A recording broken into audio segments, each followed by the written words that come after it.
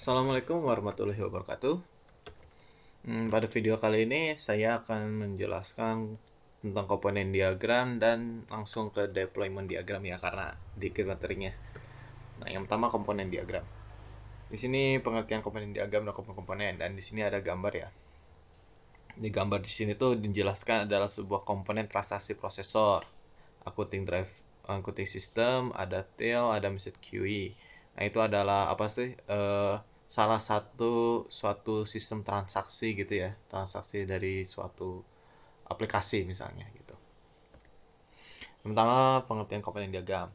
Di sini menurut Fowler itu adalah eh, jadi menggunakan diagram komponen saat Anda membagi sistem menjadi beberapa komponen dan ingin menunjukkan keterkaitan yang antar muka atau pemecah komponen menjadi struktur tingkat yang lebih rendah. Jadi itu istilahnya tuh banyak sih berbagai sumber yang berbeda-beda apa sih pengertian walaupun tujuannya tuh sama gitu ya. Ada yang menganggap bahwa komponen diagram itu adalah suatu bentuk yang paling abstrak dari suatu kelas diagram gitu. Jadi belum menggambarkan suatu istilahnya itu menggambarkan suatu kelas-kelasnya gitu. Tapi dia cuma menggambarkan suatu komponen-komponen yang akan digunakan pada aplikasi itu gitu. Itu kan berbeda ya. Nah, lalu pasti ada berhubungannya dengan keterkaitan antar muka atau interface gitu ya. Karena ini istilahnya itu baru komponen-komponen. Gak mungkin komponen langsung ke arah komponen gitu. Ada beberapa yang gitu. Jadi sehingga membutuhkan sebuah interface. Tapi banyak sih gambaran-gambaran yang unik-unik gitu lainnya. Nanti bisa saya tunjukkan. Dan saya kurang tahu sih yang mana yang cocok gitu yang digunakan ya. Lalu selanjutnya komponen diagram. Baik, ada port, part, terus ada komponen, interface, required link, dan realization. Kalau port itu sebenarnya ini agak apa sih ya? Istilahnya tuh nggak banyak digunakan juga. Walaupun digunakan ini tuh bisa digunakan sebagai portnya itu tuh realization ya. Jadi bisa sebagai provide interface atau required link gitu. Itu tuh fungsinya port itu. Jadi bisa digunakan untuk ada berapa banyak required link gitu ya, atau enggak biasanya tuh nggak dipakai juga jadi langsung kasih aja required link registration gitu.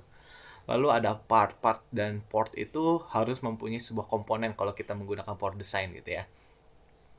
Nah, kalau fungsi part ini tuh sebenarnya tuh untuk menjelaskan ada bagian apa lagi di dalam suatu komponen itu untuk lebih dijelaskan. Walaupun di sini tuh jarang digunakan juga ya. Biasanya di komponen tuh langsung di dalamnya tuh ada komponen lagi gitu ya. Nah, terus ini ada interface seperti pembelajaran biasa. Oh ya, di sini banyak juga pengertian-pengertian lainnya mengenai interface ya dalam pembuatan komponen diagram. Di buku ini tuh digunakan sebagai apa tuh sama dalam pemrograman gitu ya. Interface antar muka yang biasanya tidak memiliki yang cuma hanya digunakan saja gitu atribut sama metodenya gitu. Padahal dari kelas lainnya itu sudah ada fungsi-fungsinya gitu. Itu yang interface yang biasa dilakukan. Namun ada beberapa yang mengatakan bahwa interface di sini tuh tidak perlu digunakan karena di aplikasinya pun tidak menggunakan interface gitu. Jadi banyak pengertian-pengertiannya. Bukan pengertian sih, pendapat-pendapat sih lebih tepatnya. Lalu ada require link, ini tuh adalah sebuah komponen yang membutuhkan sebuah interface. Nah, lalu ada realization, itu adalah sebuah gambaran untuk komponen yang memiliki sebuah interface seperti itu. Mungkin gimana ya? Kalau saya menjelaskan melalui Podesign, saya juga masih ragu ya karena kan ini kan kasusnya kan dari apa sih yang punya saya juga mengenai aplikasi Ebil gitu ya. Mungkin di sini saya mungkin akan menjelaskan bagaimana cara menggunakannya sih ya. Komponen komponen diagram di sini buat saja satu untuk menjelaskan sebuah komponen-komponen yang ada. Nah, di sini ada komponen yang seperti saya sudah jelaskan, mungkin ada generalization ya, tambahan. Terus ada required link, ada realization, dependency. Ini sama-sama semua sih ya. Nah, ini adalah komponen-komponennya. Jadi mungkin sebelumnya saya akan jelasin dulu ya komponen yang dimaksud itu ada banyak ya. Nah, yang pertama tuh ada komponen yang menjelaskan langsung ke kelasnya. Jadi itu dia ada yang menjelaskan bahwa oh membuat semua kelas dulu, terus nanti kelasnya itu nanti akan berhubungan secara garis besarnya. Sebenarnya bisa di beda-beda ya garis-garisnya, mau dependency, mau generalization, ada composite gitu. Nah, ada juga yang berpendapat bahwa kelas itu bisa komponen diagram itu berhubungan dengan relationship yang mirip seperti kelas kelas diagram gitu. Tapi di sini kok kayak kurang gitu ya, nggak ada composite, nggak ada itu. Itu beda-beda sih, beda-beda pendapat juga. Nah, seperti ini. Maaf. Nah, ini kalau gini kan kelihatan sekali kalau dia itu kayak menggunakan file yang akan digunakan seperti process.h itu sebagai library. Oh, semuanya library di sini. Terus ini juga istilahnya itu kayak menggunakan file lagi .html gitu ya untuk menjelaskan sebuah komponen-komponen yang diperlukan. Lalu kalau kalian bisa lihat di bukunya, di sini tuh dia tuh lebih menjelaskan sebuah komponen pada aplikasi itu. Jadi bukan pada filenya. Jadi komponen istilahnya tuh sebuah bukan pekerjaan tapi fungsionalitasnya ya. Jadi kayak transaction processor, accounting driver. Nah, itu tuh komponen tapi membutuhkan sebuah interface yang bakal ditunjukkan ke penggunanya gitu. Nah, jadi kalau di sini sih saya masih kurang paham juga untuk bagaimana yang benernya juga.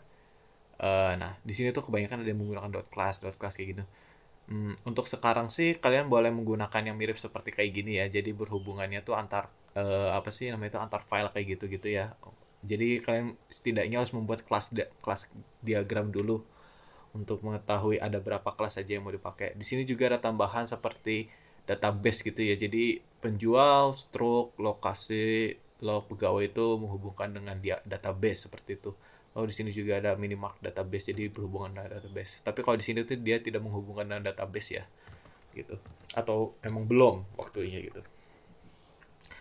Nah, di sini sih untuk penjelasan kelas diagramnya saya juga kurang mengerti ya. Mungkin saya akan skip dulu untuk penerapan komponen diagram untuk Ebil ya.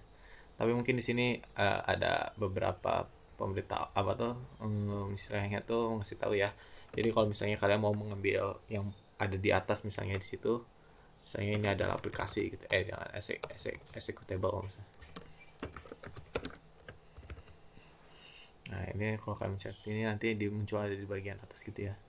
Oh, sorry, nggak usah pakai ini. Nah, misalnya kayak gini, terus nanti kalian bisa tinggal kasih nama gitu ya.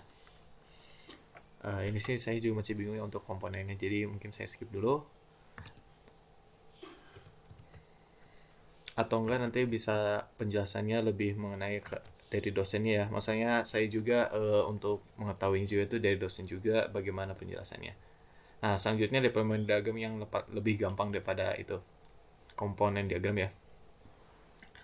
Nah, masih ya. Oke, tadi yang deployment diagram itu ini ya bentuknya tuh kayak gini, lebih mudah mengerti, lebih dikit simbolnya.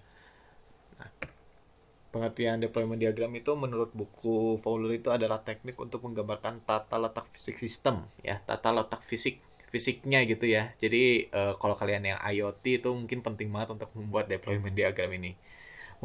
Mengungkapkan perangkat lunak mana yang berhubungan pada hardware apa saja. No, hardware ya. Jadi ini tuh bukan dalam suatu sistem ininya, aplikasinya gitu. Bukan di aplikasinya, tapi lebih luasnya lagi seperti Android-nya atau database-nya. Kamu menggunakan Firebase atau menggunakan IoT seperti Arduino-nya apa saja yang digunakan. Nah, itu berhubungannya bagaimana cara berhubungannya. Terus langsung ke aplikasinya gitu. Nah, itu deployment diagram. Terus ini komponen-komponen deployment diagram ada node, ada komponen juga.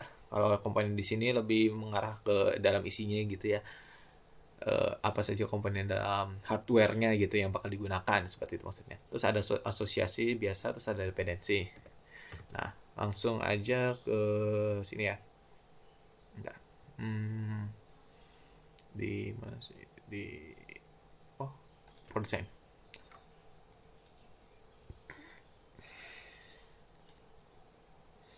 Nah, kalau di sini kan build ya. Jadi saya akan kasih tahu dulu kalau saya itu aplikasi yang berbasis Android.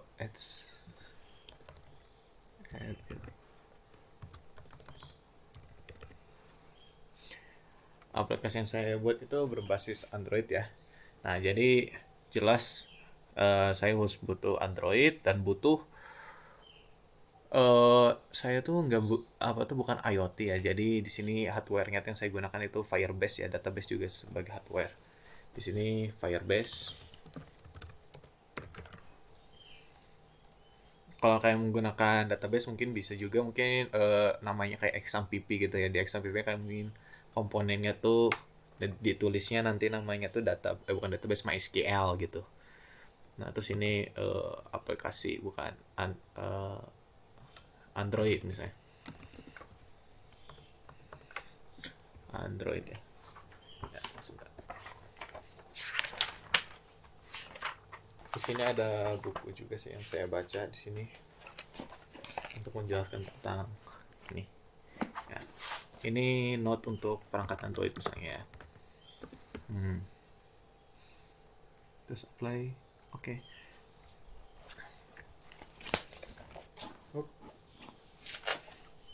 Nah, ini perangkat Androidnya. Terus misalnya langsung aja tulis namanya gitu kan. Atau enggak gini aja. Perangkat Androidnya digunakan sebagai stereo. Terus namanya itu nama aplikasinya Bill gitu ya. Bill.apk. Nah, sebenarnya ini beda-beda ya kalau sekali lagi saya katakan itu berbeda-beda. Nah, ada yang menjelaskan seperti kayak gini, aplikasi server, terus ada server database, workstation, printer gitu. Itu kan hardware-hardwarenya kelihatan jelas ya itu. Ini juga jangan kurang jelas dengan komponennya pantesan. Nah, terus ini Firebase. Kira-kira tuh kalau di Firebase tuh kalian bisa ditambahkan ya kayak gini. Oops, sorry. Nah, gini ya. Ada banyak sih kira-kira Firebase yang pas waktu itu saya gunakan.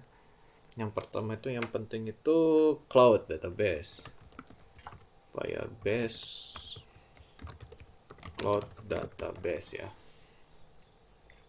Ini nanti digunakan sebagai penyimpanan database-nya, jelas.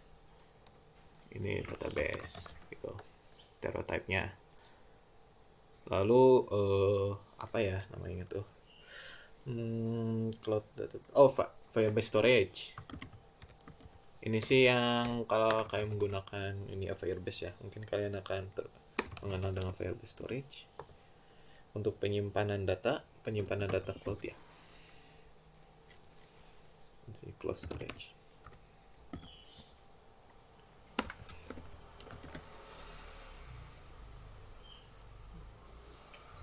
Lalu apa sih namanya tuh? Bukan cloud. Oh ya, cloud messaging juga aku pasti gunain untuk pemberitahuan apa sih notification messaging.